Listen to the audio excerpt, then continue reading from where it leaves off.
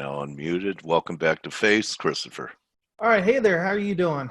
I'm doing good, buddy. So when Steve stops sharing his screen, we could get yours up Done. here. There you go. Were you here in Zoom last time, Christopher? I was still kind of new to me.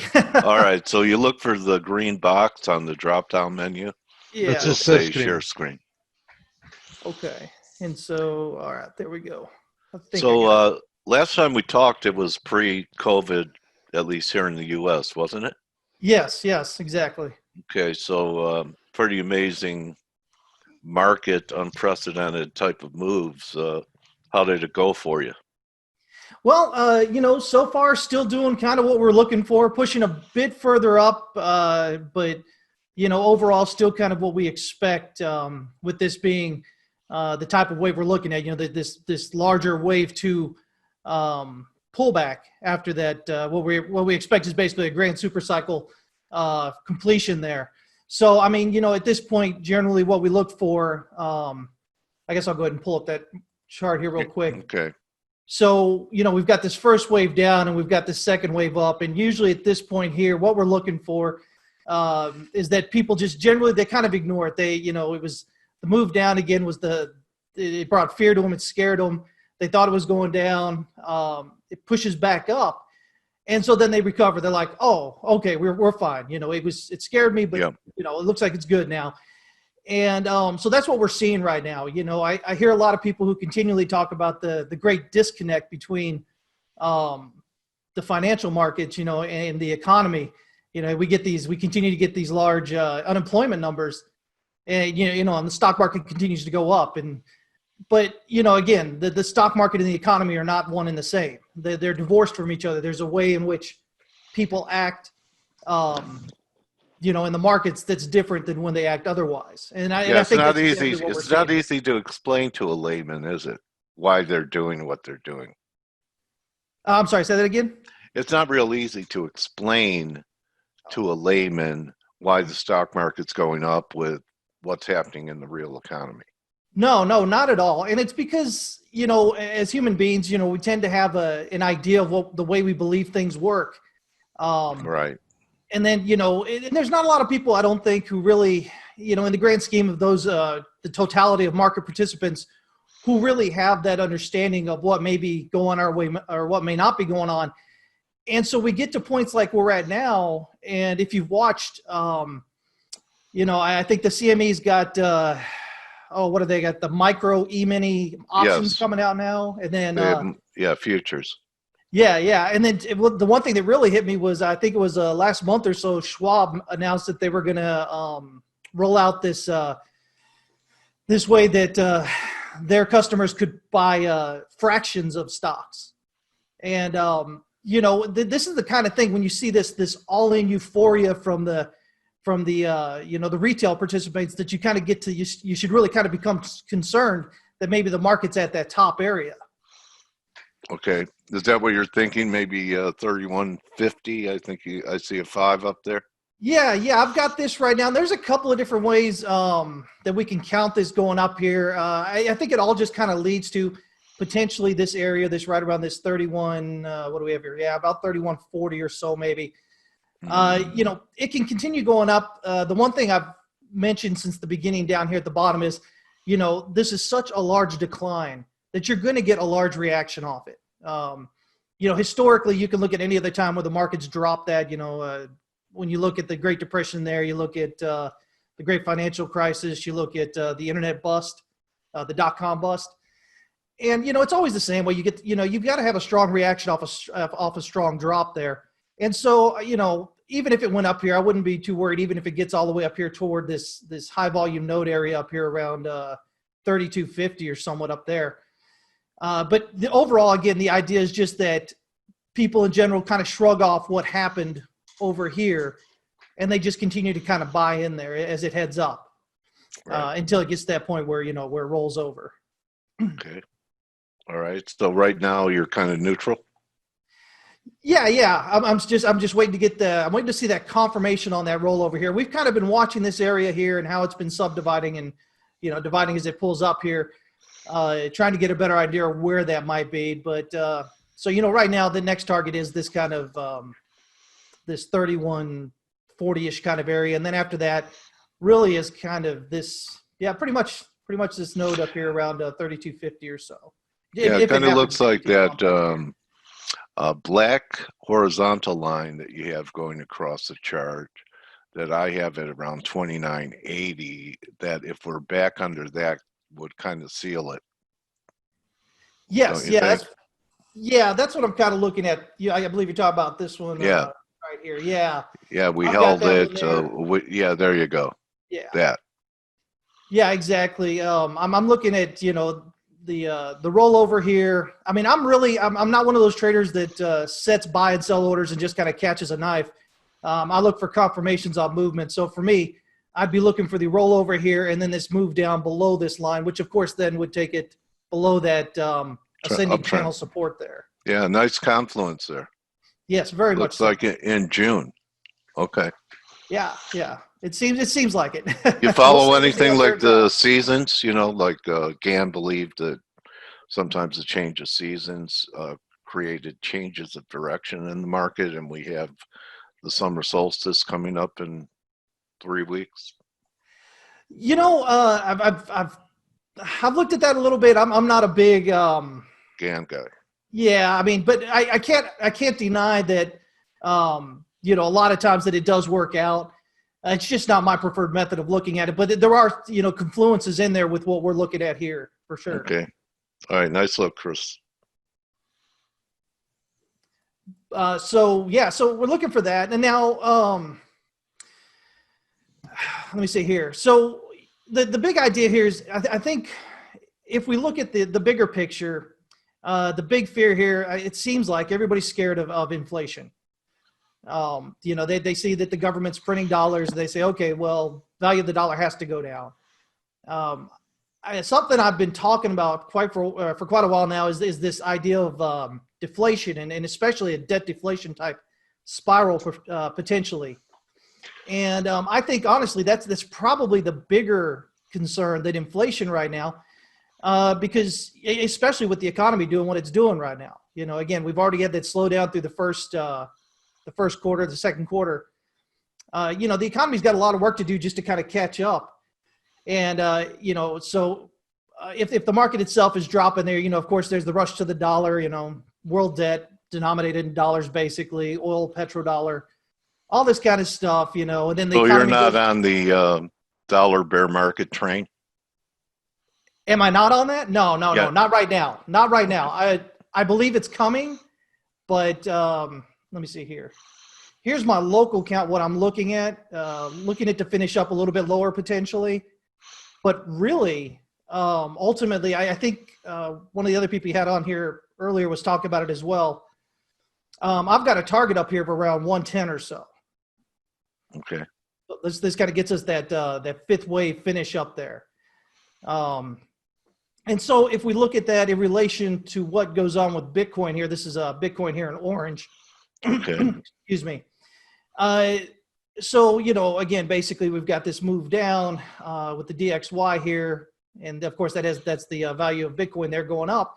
And so we get this divergence. And so if I'm right here and the DXY should go up, well, then necessarily we should see Bitcoin go down. And not just Bitcoin, but we should see the market, the metals, gold, silver, all that as well. Yeah. It's interesting. I was talking about this, Chris, and, I've been doing this for a little while. And normally there's some differentiation between different asset classes. Like if you put up a silver and S&P chart, one's a commodity, one's equities, but now they're both commodities. That what happened was the balloon deflated, Fed action blew oxygen back into the balloon, and everything is going up together. The only difference is magnitude. Is that something you're seeing too? And have you ever seen that before? Yeah, we kind of see this same thing. The same thing kind of happens whenever the market takes that hit.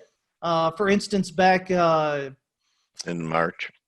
Well, actually, I was thinking further back there toward 2008. Oh, okay, went down there with the great financial crisis. Right. There was that immediate where it dropped down in gold and everything just dropped with it. The dollar went up. Right. And I think, again, we're seeing that same thing. Again, it's that whole idea that's that flight from risk to safety, dollars to safety. But that's going to be limited in duration. And so, again, with that dollar going up and then, again, like you said, the stock market, everything seems to be kind of correlated, or it seems to at least be moving generally together. So my thought again is that with that DXY popping up there, getting the dollar strength there, that'll kind of run in tune with the market dropping, with gold dropping, silver dropping, probably even Bitcoin dropping at first. But I think Bitcoin's probably the best positioned for a breakout. Again, I'm sorry? For an upside breakout. Yeah, because Bitcoin's been in this correction here now for just over 2 years, and so even if we have this final, it would really just be like the final drop before it takes off. Whereas, of course, I think last time I was with you, I was shared my gold chart. Let me see if I can find that real quick here. Let me zoom out here a bit. My bigger look at gold is this right here, which is basically you've got this A, we're finishing B here, and then we've got a C down here to about 875 or so, which is in stark contrast to what most people are expecting with gold. They're expecting gold to kind of pull back a bit and break out and head higher.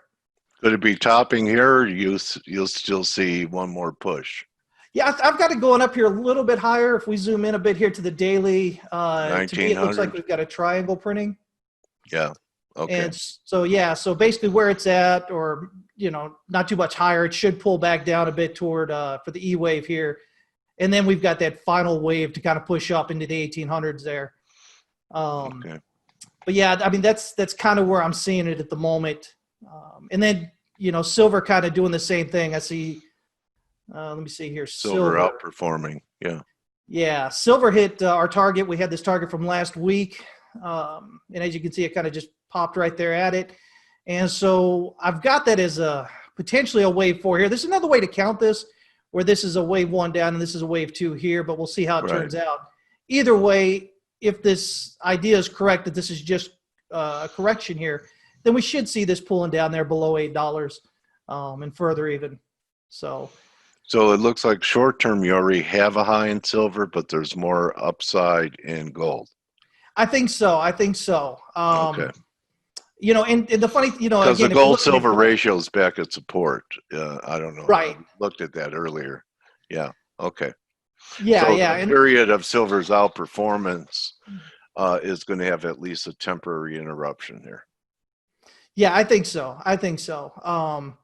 And then, of course, with gold, the spot gold, this is gold futures here. So spot gold kind of hit its high there prior to the futures here. And so, we're just not seeing a lot of we're seeing it looking a lot like things looked back in 2011, back over in here between gold and silver and whatnot. When we had this over here, silver kind of topped out and then gold topped out. There was no real silver didn't confirm that gold movement there. And we're kind of watching for that over here as well. So, okay. Yeah. All right. Any view on oil?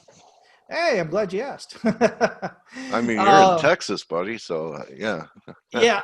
I mean, we had a great call with oil. I don't think anybody, I've got a lot of people, I know a lot of people, and I don't think anybody really expected the negative made contracts there for WTI. Yeah. But, it did. We had a very low, I think we ended up with, I think our final, what we were looking at was maybe like below $4. And of course it went way below that. But again, kind of like what we had with the S&P there, you have that strong drop and it gives you a strong rally, a strong reaction off that. And that's kind of the same thing we're seeing here this past month with oil.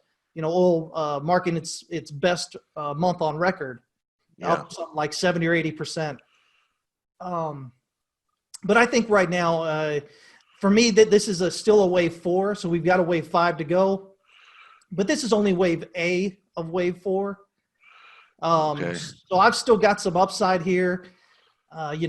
Triangle target gets you up here at around 38.23 or so. I'm not happy with that though, because it leaves it inside the gap. Usually gaps are filled completely. It'd be more bearish if it didn't fill it. Yeah. But I'm thinking if it makes it up into there, at least to this pattern target here, I think it might actually make a run all the way up here to just below $42 and fill in that gap before pulling back for wave B. But we should get a wave B and a C that finishes off 4, and then we'll have a 5 still to go. The oil is still, there's still a glut of supply out there.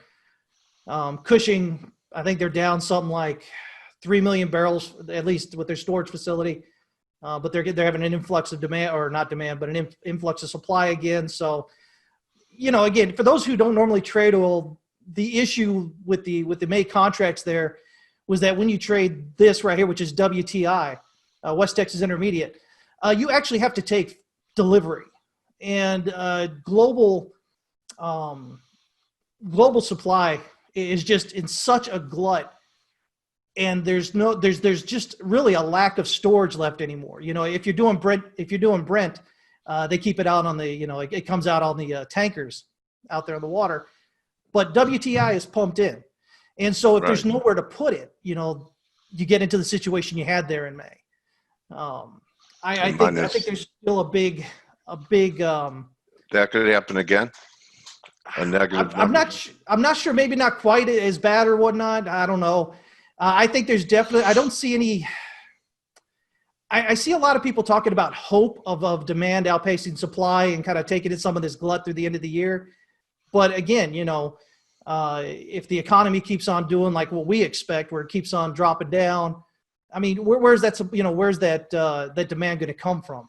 And if you don't have that demand and you've got supply still increasing, where you can't just, you still got to put the oil somewhere, and there's nowhere really to put it.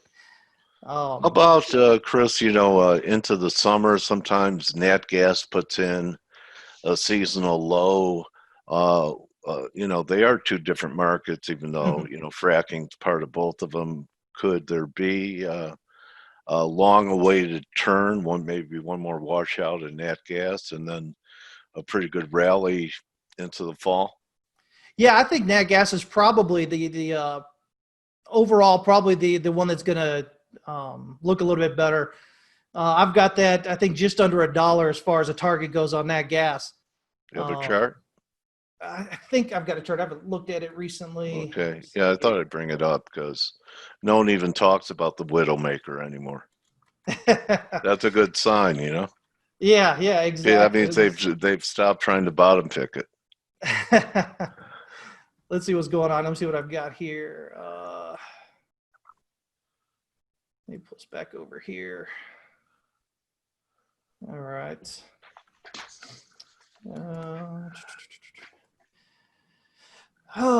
Let's see here. So you got 5 at 9 under $1.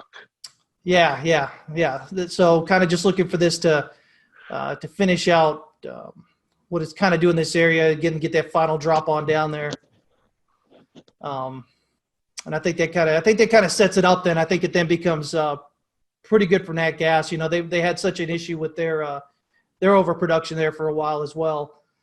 Okay. But just nothing like oil had with all that easy money through the last 5 or 6 years. So it became, it wasn't like let's find an easier, cheaper way to pull the oil out. The oil out of the ground. It was just let's just get it out. And so anything you're watching on the agricultural commodity side with, some weather markets and, China buying soybeans and then canceling soybeans. And I know in Texas, cotton's a pretty big crop, and, what's happening in, some of the food markets with having to eliminate herds because schools and restaurants were closed, and the whole supply chain issue. Is anything beginning to percolate where, a lot of people are worried about higher food prices, and, that perhaps the grains might be a sleeper here for something long term? To be honest, I haven't even really been looking at it here lately. So okay, all right. I really don't even have an opinion on it at the moment. I bet you will today. Yeah, I'll definitely be looking at it again now for sure. Oh Anyway, man. so let's just say I planted a seed. Yes, for sure, Oh, for okay, sure. all right. Anything else you want to share? Um, I guess the only thing we'll just jump on over here real quick to Bitcoin. Okay. I think last time we were talking, I was feeling a bit more positive about it. But the lack of conviction on the move through 10, it really has me looking at the possibility that we're doing a different type of reaccumulation here. It's called reaccumulation after decline in Wyckoff speak. And basically, Okay. you have your sell-off that happens up here and then over here from basically December of 18 until now so far has been the reaccumulation period. So I'm actually looking for, I know some people are looking for this triangle here. Yeah. And that would probably, I would expect that if this were to play out, price would bounce around that 6,400 for the wave E and then take off. But I'm actually looking at this as potentially a larger wave 2.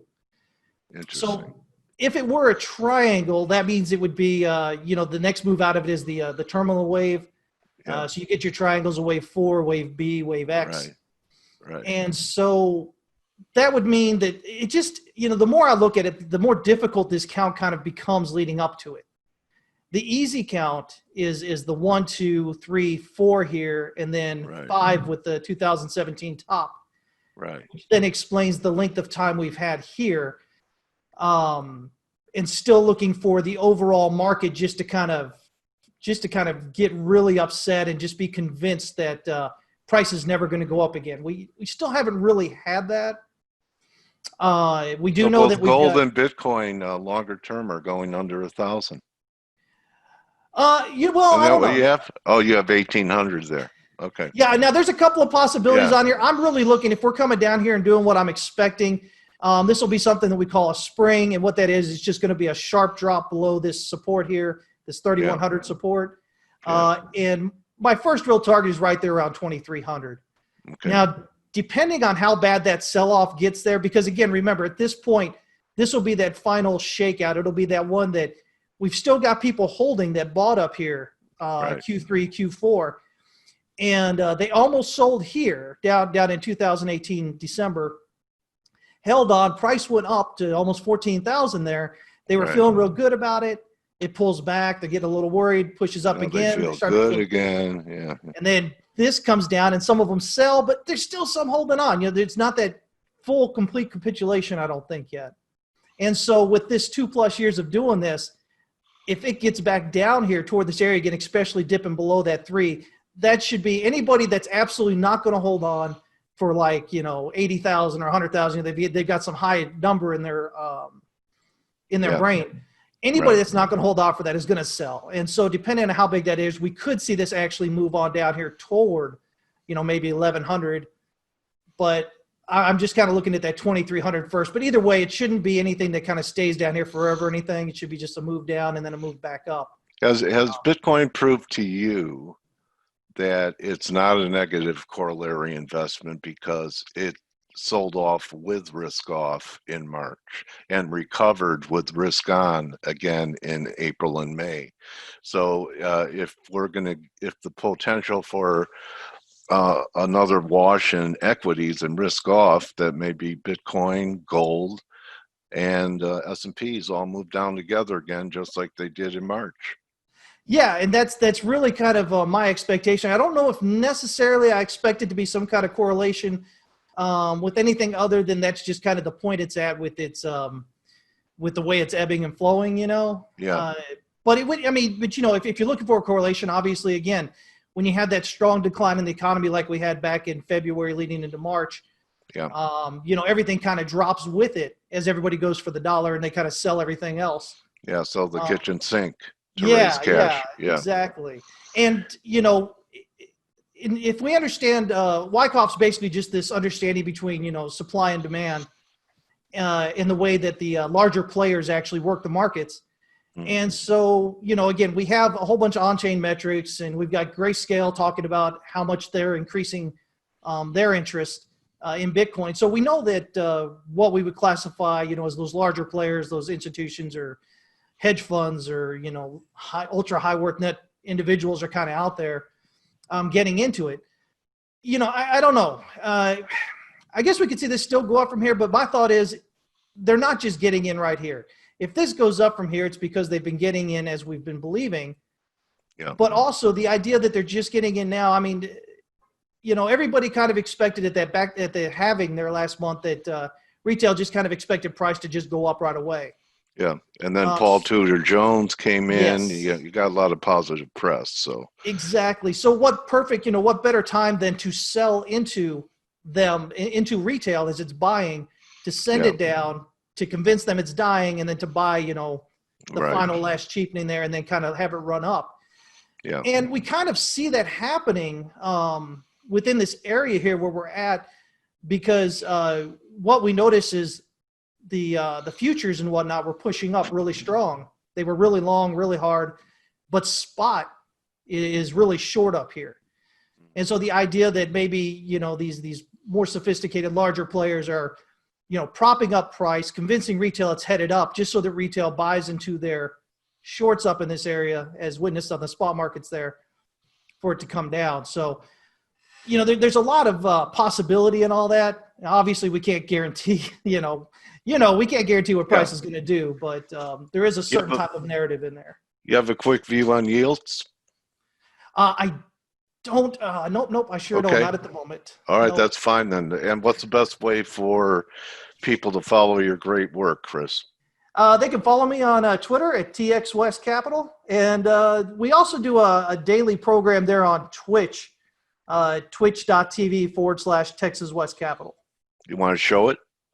Or your website, or this is commercial time for you, buddy. Commercial time for me, huh? Well, there we go. There's this right here. All right. Coming in there. So you can get on there, and it's got the links. There's the website right there. And then, of course, I put the notes here every time we go live on Twitch. So if they're following me there on Twitter, they'll get easy updates. Get to come in. Well, I want to thank you, my trading warrior brother, for doing it again and bringing some insightful technical views to us today. Appreciate it. I appreciate you having me. Thank you. All right, everyone, that's Christopher Inks. Then you could follow him on Twitter at Texas TX West Capital. You could tell this guy has a feel for not wanting to be the same way with the crowd. So thanks again, Chris. Have a great week, and you and your family remain untouched with all the weirdness happening in the U.S. here. Thank you. You too. All right, buddy. All right, so everyone, that's going to be a wrap. Save run for Turnaround Tuesday. Don't just count your pips, count your blessings. See everyone tomorrow. Adios.